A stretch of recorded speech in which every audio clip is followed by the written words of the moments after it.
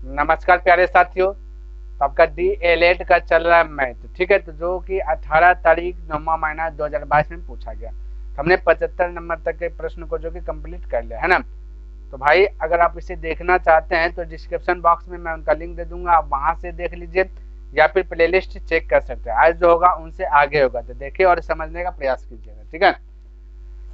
देखिए 76 नंबर प्रश्न में क्या कहता है समझिएगा, तो यहाँ होगा इस साइड में ना। चलिए आपका प्रश्न दिया गया है, कहता है कि बिंदु इतना है ना, कहता है बिंदु 3,4 और कहता है बी में -5,4 को मिलाने वाली रेखा ए बी के लिए निम्नलिखित में कौन सा सत्य होगा। कोई दिक्कत नहीं है। सबसे पहली बात क्या है, 76 नंबर में लिख लेता हूँ, ठीक है। 76 नंबर में ए में दिया गया है 3 और 4 दिया गया है ना, और बी की बात किया जाए तो -5 दिया गया और 4 दिया गया। तो इसको हमें हल करके आंसर लाना है, ठीक है। अब ध्यान से देखिए किस प्रकार से इसका आंसर आएगा। सबसे पहली बात करना क्या है, इस प्रकार से एक लकीर काट देना है, ठीक है। जैसा कि आप सभी ये जानते हैं, इसको एक्स बोलते हैं, इसको एक्स डैश बोलते हैं, इसको वाई बोलते हैं, इसको वाई डैश बोलते हैं, ठीक है। क्योंकि हमारा ऑप्शन की बात किया जाए तो लंब में है ना, ध्यान में रखना, लंब में भी है और एक्स में भी है। तो चेक करेंगे पहले इससे। अब ध्यान से देखिए, यहाँ पे आपका 3 4 5 टोटल है ना, तो दो दो कर लेते हैं, फिर 2 दूना 4, 4 दूना 6, 2 दूना 4, 2 तिया 6, इधर भी 2 4 6, इधर भी -2 -4 -6, समझिएगा, -2 -4 -6, समझिए। अब एक्स होता है पहले, ठीक है, ये एक्स है, ये आपका वाई है, इधर भी ये एक्स है, ये आपका वाई है, ध्यान में रखना। तो एक्स आपका 3, तो यहाँ पे 2 4 के बीच में 3 होगा, और वाई है आपका 4, तो 4 हो जाएगा, ये 2 4 हो जाएगा, पर ना 2 और 4 के बीच में होगा, ये 4 है ना भाई, तो 4 तो ये 4 है। अभी दोनों को हम मिलाते हैं इस प्रकार से, लगभग लगभग ऐसे मिल जाएगा, ठीक है। ये हो गया 2 4। उसी प्रकार से इसमें बी में देखिए x -5 है, तो -5x में है, ठीक है। तो यहाँ 4 और जो है ना 6 के बीच में -5 हो जाएगा, और y है आपका 4, यानी कि y आपका 4, दोनों में 4 है क्या भाई, ये मिस्टेक हुआ, चलिए कुछ नहीं है, y 4 है, तब इसको इस प्रकार से इधर आएगा और फिर इस प्रकार से मिलेगा, यानी यहाँ पे, ठीक है। तो हम कह सकते हैं -5 और 4। अब ध्यान से देखिए कि अगर इसको लकीर मिलाएंगे तो इसी प्रकार से इस प्रकार से चले जाएगा। ये इसको दे देते हैं नाम ए और इसको दे देते हैं बी। अब यहाँ से रिजल्ट क्या मिला भाई, यहाँ से यह मिला कि जो ए और बी है, ए बी लंब जो है ना वाई अक्ष पर, ए बी लंब यानी ए बी लंब है वाई अक्ष, वाई अक्ष है ना, ये वाई है बोला ना, तो ए बी लंब ऐसे ना दिखाते इस प्रकार से, तो ए बी लंब देखिए, लंब है ना ये वाला और ये वाला, इतना सा देखिएगा लंब हुआ ना, तो ए बी लंब किस पर है, वाई अक्ष पर। तो यहाँ पर ऑप्शन में देखिए आपका दे दिया गया ए बी लंब एक्स अक्ष पर, ए बी लंब वाई अक्ष पर, यानी कि ऑप्शन नंबर आपका बी करेक्ट हो जाएगा, ठीक है, ध्यान में रखना। तो इस प्रकार से सब्जेक्ट हल कर सकते हैं। चलिए इसको लिखिए,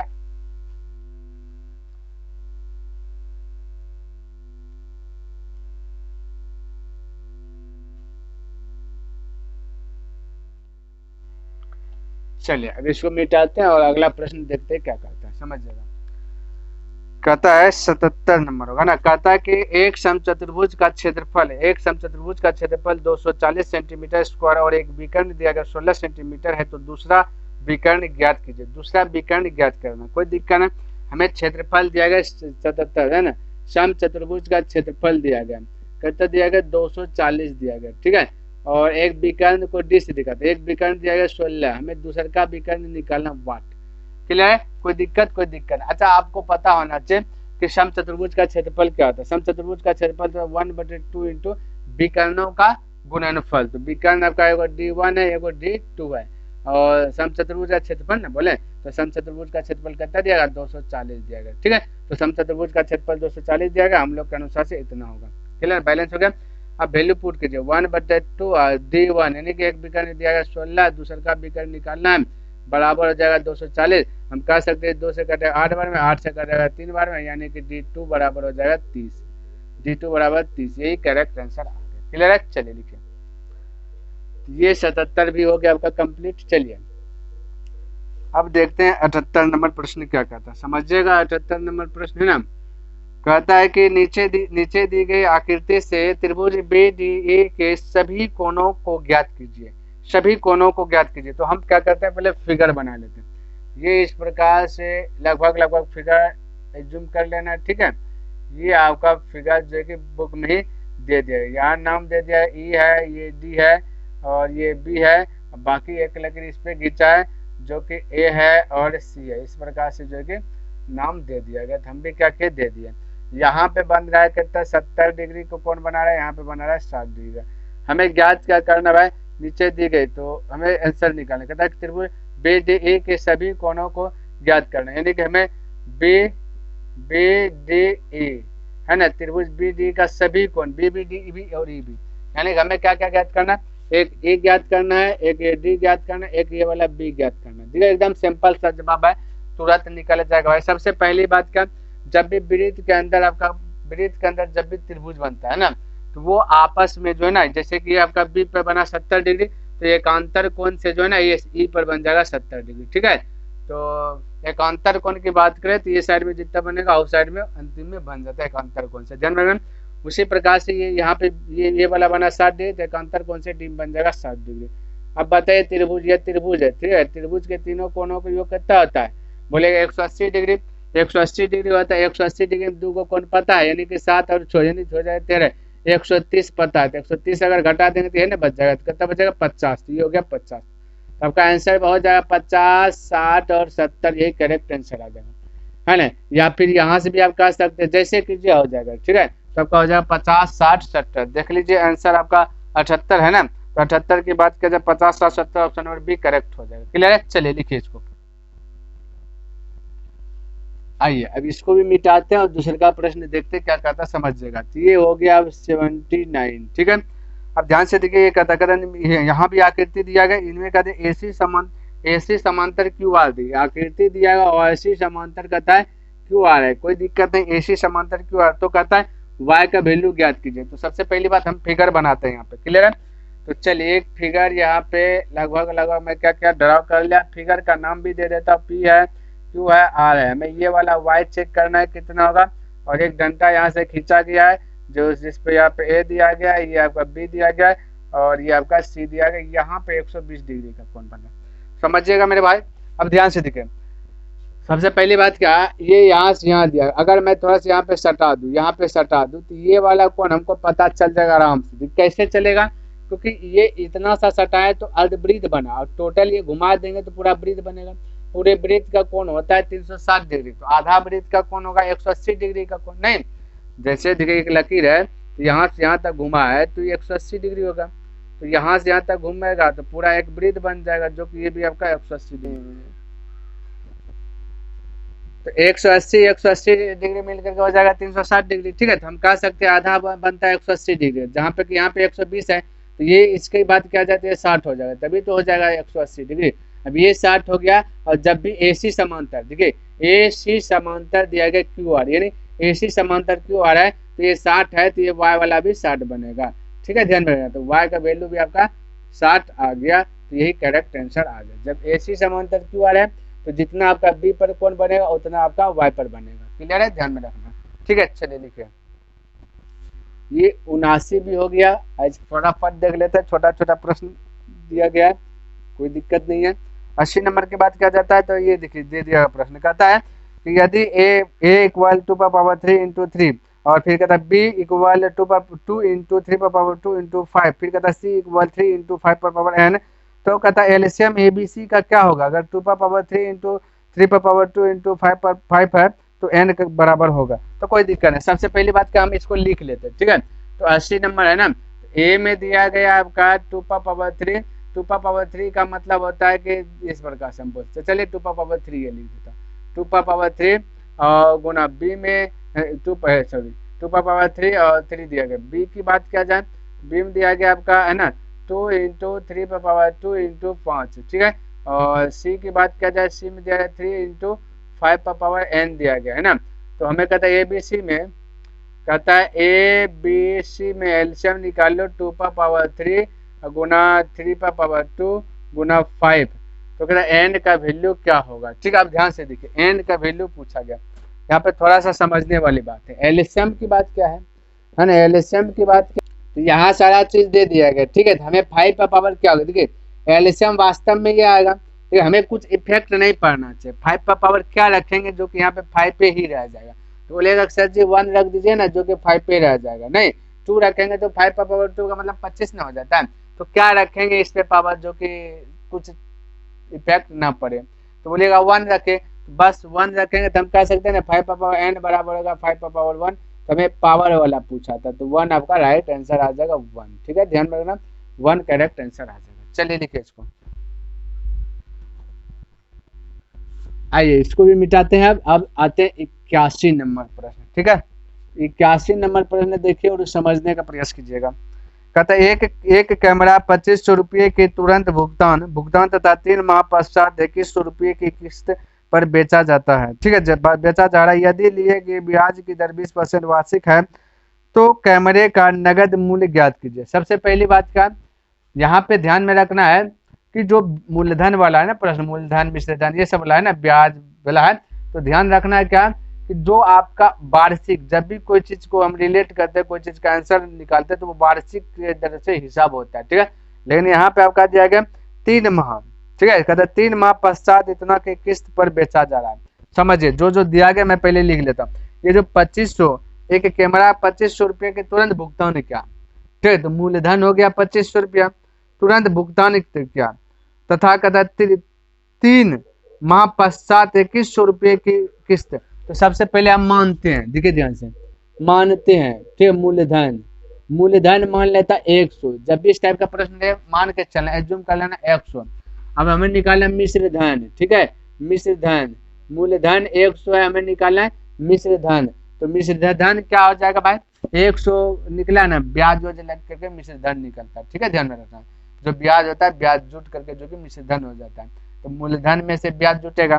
तो समझिएगा यहाँ पे, तो 3 माह पश्चात 100 का में 3 माह तक का जो कि ब्याज निकालना। ठीक है, तो और 20% वार्षिक दर है, तो हम क्या करेंगे 100 यहाँ पे साइड में लिख दूं क्या, 100 मूलधन है, 100 का है ना 3 माह को 10 में बदलिए 12, 20% डिलीट कीजिएगा 100, धन 20 का 20, 20 पंचे 100 है ना, 3 का 3, 3 चौका 100, 4 पंचे 20, 20 पंचे 100, यानी कि 5 रुपया जो है ना, समझिए तो ब्याज देना पड़ रहा है। तो 100 रुपया मूलधन, अब 5 रुपया ब्याज, तो 105 रुपया क्या हो जाएगा, मिश्र धन हो जाएगा।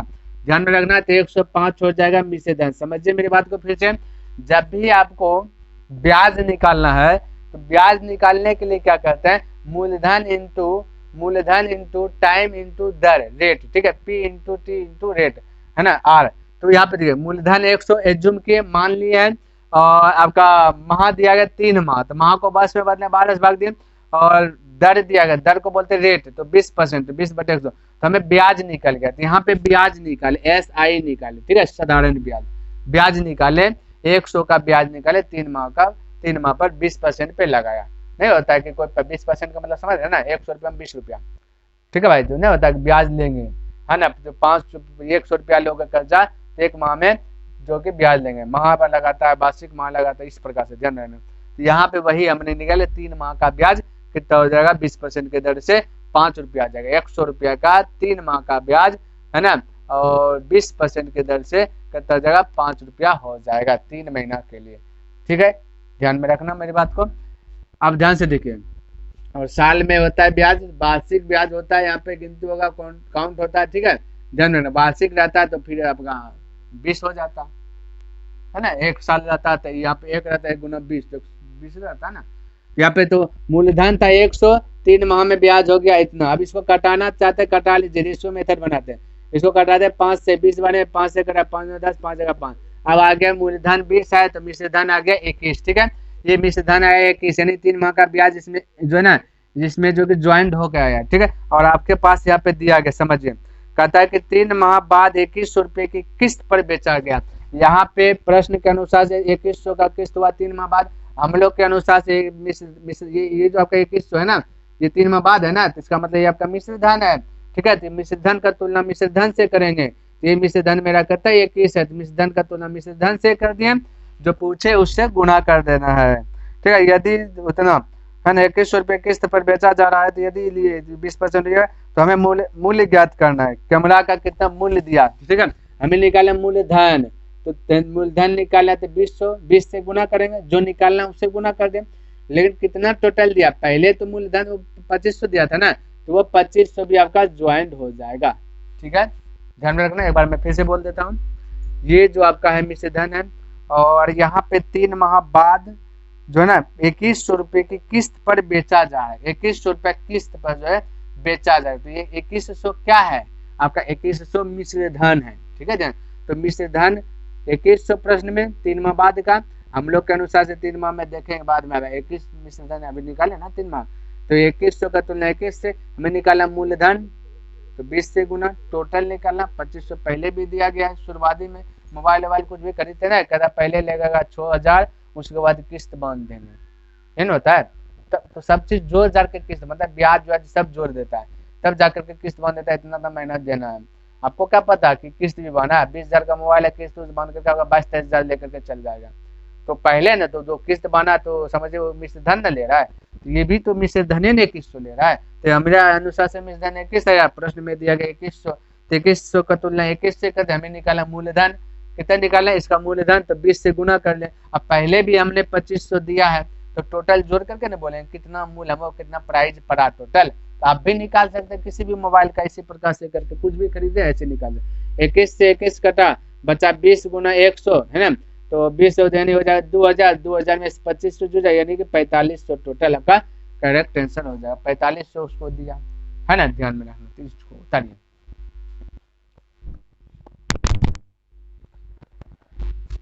चलिए अब इसको भी मिटाते हैं और आगे बढ़ते हैं। थोड़ा सा इसको हटा लूं, है ना। चलिए 81 हो गया आपका। 81 के बाद 82 नंबर, है ना। तो 82 देखिए उस समझने का प्रयास कीजिएगा। कहता है कि किन्हीं दो भिन्न बिंदुओं से होकर कितनी सरल रेखाएं खींची जा सकती है। दो बिंदु है, कहीं पे भी दो बिंदु है, कहीं पे भी दो बिंदु है, एक बिंदु ए मान लेते, एक बिंदु बी, कहीं पे भी कोई भी साइड में, बोले आप क्या रेखा खींचेंगे इससे गुजरे हुए जाए, तो हम कहेंगे भाई एक ही रेखा खींच सकते हैं, और बाकी बात एक और रेखा खींचेंगे। एक रेखा के अलावा दोनों बिंदु गुजरेगा कोई रेखा नहीं, तो बस only by only one answer आ गया। ठीक है, चलिए आइए इसको भी मिटाते हैं। अब दूसरा का प्रश्न देख लेता भाई। तो 83 नंबर प्रश्न देखे क्या दिया गया।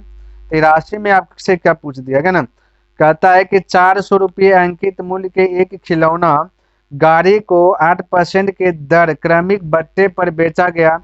यदि कहता यदि दुकान जो है कि 16% की अकेली बट्टा की घोषणा करे तो यह उसे होने वाली हानि होगी। कहता हानि निकालना कोई दिक्कत नहीं। तो जब भी बट्टा वाला प्रश्न आ जाए ना, ये जो आपका दिया गया 2 क्रमिक बट्टे 8%, तो बट्टा वाला प्रश्न आया ना, तो बट्टा निकालने के लिए, एकल बट्टा निकालने के लिए एक फॉर्मूला आता है, ये है ना। तो वो फॉर्मूला लिख लेना है कि x + y - x गुना y बटे 100। जब भी बट्टा निकालना है ना, 2 बट्टा क्रमिक बट्टा दिया रहेगा, तो जब निकालना है तो इस फॉर्मूला पे जो कि अटैक करना है। तो 2 बट्टा दिया, तो एक है 8, दूसरा का भी होगा 8 - 8 गुना 8 बटा 100 हो जाएगा। तो 88 64 हुआ, ये हो जाएगा इधर 16 हो जाएगा, 16 - 64 2 को 0, तो यानी 0.64, इसको हटाएंगे तो हो जाएगा 15.36%। इस प्रकार से हो गया बट्टा।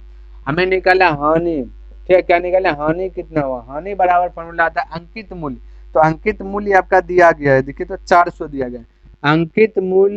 अंकित मूल्य इंटू दोनों बट्टा का अंतर, एक बट्टा और आपको दिया गया 16% की अकेली बट्टा, है ना, अकेली बट्टा, और ये जो हमारा एकल बट्टा निकला वो दोनों बट्टा के बीच का अंतर, तो दिया गया 16 और इधर 15.6, ये हो जाएगा बट्टा 100। इस प्रकार से कीजिएगा हानि आ जाए। फिर से एक बार मैं बताता हूँ इसका फॉर्मूला। हानि जब भी निकाला, हानि बराबर अंकित मूल्य इंटू दोनों बट्टा का अंतर बटा 100। ठीक है, ध्यान में रखना, बस इतना सा करना। अब हल कीजिए, तो हम कह सकते हैं कि 2 0 से 2 0 उड़ा देते हैं, कोई दिक्कत नहीं। अब बचा 4 × 16 में से इतना घट गया, तो फिर तो 0.64 ही बचेगा ना, 0.64 ही तो बचा।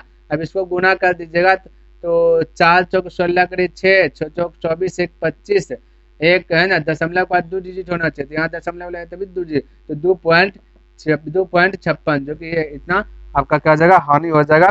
तो ये हो गया 2.56 रुपए का हानि हो गया। क्लियर, इस प्रकार से हो जाएगा। देखिए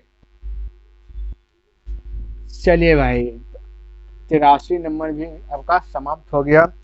अब आगे की चर्चा कर लेता हूँ, और आज की क्लास में पूरा मैथ इसको जो आपका पूछा गया है 18 तारीख वाला है ना, 9वां महीना, ये खत्म हो जाएगा। ठीक है, 84 नंबर देखिए, कहते हैं यदि समीकरण निकाय 2x + 3y = 5 एवं 4x + ky = 10 के अनगिनत हल हो तो k का मान, कोई दिक्कत नहीं, लिख लेता हूँ। ठीक है, 84 नंबर लिख लेता हूँ। 2x + 3y = 5, फिर दिया गया 4x, ठीक है भाई, 4x + ky बराबर दिया गया 10। तो अनगिनत हल, तो अनगिनत हल के लिए स्पेशल एक रूल आता है। वो रूल क्या आता है, ध्यान में रखना, क्लास 10 में पढ़े होंगे, a1/a2 = b1/b2 = c1/c2, ये रूल आता है अनगिनत हल के लिए। इसी पे बैठा दीजिए, दो को कोई चीज को उठा लीजिए कोई भी साइड से, कोई दिक्कत नहीं। ठीक है, 2 तो 2, a2 आपका 4 है बराबर b1 आपका इधर 3 है, और b2 की बात करके y को छोड़ के लिखना, x को छोड़ के लिखना, बराबर c1 की बात करें 5 है, c2 की बात करें 10 है। तो हमें k का वैल्यू निकाल करना, आप चाहे तो ये दोनों से आ सकते हैं या ये दोनों से आ सकते हैं, k दोनों आना चाहिए। ठीक है, तो ये दोनों भी आएंगे तो वही आंसर आएगा, ये दोनों भी आएगा तो वही आंसर।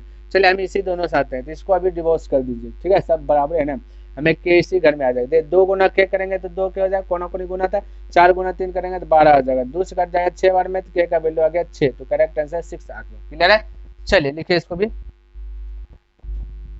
चलिए भाई ये भी हो गया आपका, है ना। चलिए अगला प्रश्न देख लेता हूँ फटाफट। अब देखिए 85 नंबर प्रश्न क्या कहता है, और इसको समझने का प्रयास कीजिएगा। कहता है कि यदि यदि x1, x2 ... xn का माध्य x पर पावर, यानी x वो आपका रेकरिंग दिया गया है ना, रेकरिंग है, तो देखिए बार भी बोल दीजिए, कोई दिक्कत है, बार है ना या रेकरिंग बोले एक ही है। तो कहता है x पर पावर 1 + a, x पर पावर 2 + a ... यानी कि ये लिख दिया गया x1 प्लस दिया गया, कॉमा दिया गया भाई, है ना, 85 नंबर है ना, कॉमा फिर दिया गया x2 ... xn, इस प्रकार से दिया गया। अब माध्य इसका निकाल के दे दिया गया कि भाई जो माध्य है ना, वो माध्य आपका x पर रेकरिंग है। उसी प्रकार से कहता है x1 + a, x2 + a ... है ना, इसी प्रकार से ये दिया गया ... xn + a। अब ध्यान से देखिए इसका आंसर क्या आ जाएगा, सिंपल सा जवाब है, जब x1, x2 ... गया तो xn गया। अब यहाँ पे a बढ़ा तो इधर भी a बढ़ा, तो यहाँ तो इसका माध्य दिया गया x पर रेकरिंग, और इधर a बढ़ रहा है, तो हम इसको इस प्रकार से कह सकते हैं ना, इसका अगर माध्य की बात किया जाए a b ने बढ़ रहा है तो ये बढ़ा दीजिए इसमें, तो हम कह सकते हैं x पर डैश पावर डैश या रेकरिंग या बार जो भी बोलिए, अब प्लस a, इसे तो हो जाएगा माध्य, क्योंकि a की वृद्धि हो रहा है तो यहाँ पे भी वृद्धि हो जाएगी, तो यही आपका करेक्ट आंसर हो गया। क्लियर है, तो साथियों हमने क्या क्या टोटल जो कि इसमें जो कि आपका 56 से स्टार्ट किया प्रश्न 85 नंबर में ऑल हो गया, यानी कि खत्म हो गया। ठीक है, तो टोटल 30 प्रश्न जो कि हमने बता दी, इतना प्रश्न आपको जो कि दिया गया था। उम्मीद करता हूँ आपको पसंद आया होगा और समझ में भी आया होगा। अगर पसंद आए तो इस वीडियो को लाइक कर दीजिए और कमेंट करके बताइए क्या इससे आगे भी आपको चाहिए, तो मैं जरूर जो है कि डेली टारगेट रखूंगा कि डेली बाय डेली देने का। हाँ, तो वो कब होगा भाई, जब आप कमेंट कीजिएगा, ताकि पढ़ने के बाद एक होता है मोटिवेशनल मिलता है, हाँ जो कि दोस्त लोग, साथी लोग, जो कि बच्चे लोग जो कि क्या कर रहे हैं, स्ट्रगल कर रहे हैं, वो भी मेहनत कर रहे हैं, पिल के लगे, तो मेरा फर्ज बनता है उसको डेली बाय डेली प्रोवाइड कर दिया जाए। अगर नहीं है तो नहीं करते तो भी दूंगा, लेकिन बस अनमटा आज दिए तो कल नहीं, क्योंकि बहुत सारा काम है ना भाई। ठीक है, तो चलिए नेक्स्ट दिन मिलता हूँ इनसे आगे लेकर के, तब तक के लिए धन्यवाद। जय हिंद, जय भारत।